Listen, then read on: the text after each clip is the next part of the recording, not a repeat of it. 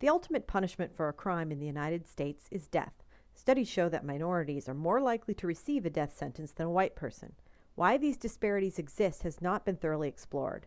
Our paper discusses two reasons why they exist: jury pools and selection, and racism against both potential jurors and defendants. The Founding Fathers aimed to protect citizens from the abuses of government regarding punishment. The Eighth Amendment of the Constitution bans cruel and unusual punishment, but the Supreme Court determined that the death penalty does not violate this ban.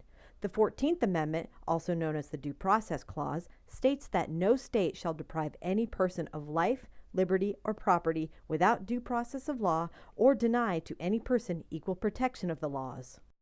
Several laws have been passed since 1988 describing what crimes can be handed a federal death sentence. These crimes include treason, espionage, murder, and crimes committed to continue criminal activities such as drug trafficking. To determine whether a death sentence is appropriate, prosecutors and defense attorneys look at the aggravating factors and mitigating factors listed in the federal codes. Before a sentence of death can be handed down, the jury must certify that their decision will not be based on race, color, religious beliefs, national origin, or sex of the defendant. These jury instructions are codified in U.S. Code 18, Section 3593F. Despite these instructions, racism and discrimination still exist with juries. Racism against defendants seems to occur among prosecuting attorneys. They are more likely to seek a death sentence if the defendant is a person of color than if the defendant is white. As mentioned previously, there are essentially two main causes for such a disparity in the application of the federal death penalty. The first is the percentage of the minority population in comparison to the white population at both the county and federal district levels. The United States Courts of Appeals and United States District Courts are geographically broken down into 12 regions. Within these 12 regions are 94 smaller judicial districts. These 94 districts are comprised of counties throughout all 50 states. In the districts that are sending the most defendants to federal death row, like the Eastern District of Louisiana, a populational trend has emerged. This district includes New Orleans Parish and the 12 surrounding counties. In this district, New Orleans Parish is the highest population of minorities, mostly African American, and also the highest amount of federal death-eligible murder cases. All the other parishes in this district are predominantly white. That is to say, the county of offense generally has a high percentage of African Americans, but is located within federal districts which are heavily white. This discovery about the populational trends in the counties versus district directly influences this next cause, the race and selection of federal juries. While on the state level for federal death penalty trials, the jury pool is generally chosen from the county directly affected by the crime, federal cases tend to select from a pool comprised of the entire district. The district populations are opposite, with more than half of the population being white. For cases that are pursued for federal prosecution, the jury pool is completely diluted. Any minority representation is almost non-existent.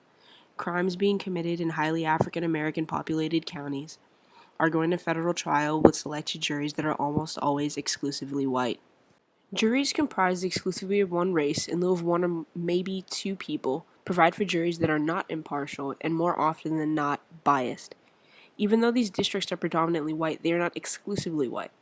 This is where the discovery of strike patterns comes into consideration.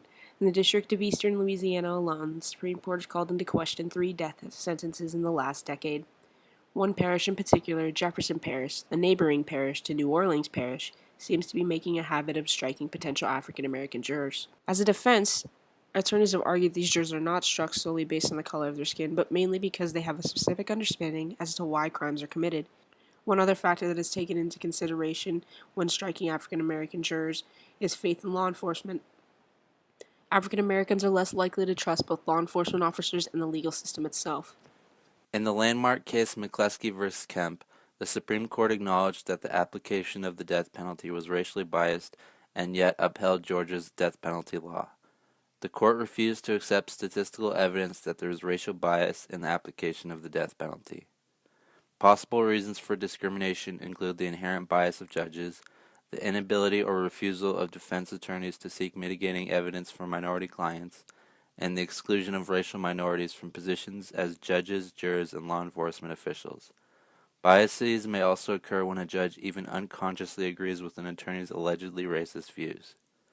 There is also a continuing existence of voting districts drawn and designed to dilute the power of minority residents in districts where they dominate, resulting in fewer prosecutors of color and a jury pool that is predominantly white.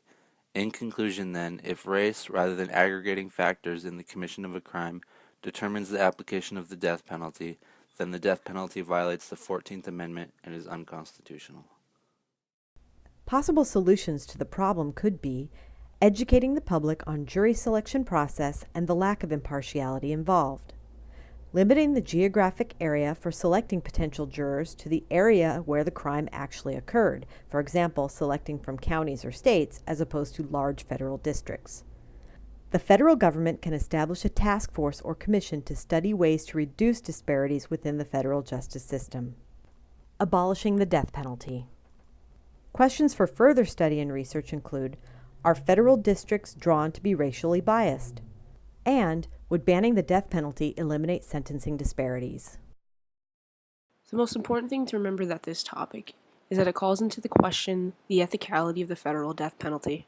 On a state level, the American justice system has shown that race does in fact influence the outcome of a criminal trial. The difference in conviction rates for whites versus people of color is astounding and is only steadily increasing. At the federal level, we are seeing the same trend, and although its growth is not as rapid, it remains steady. These findings show that there is absolutely a disparity when it comes to its application, and therefore the federal death penalty violates the 14th Amendment. The necessary steps need to be taken to restore faith in the system as well as maintain the level of impartiality and fairness we claim to possess.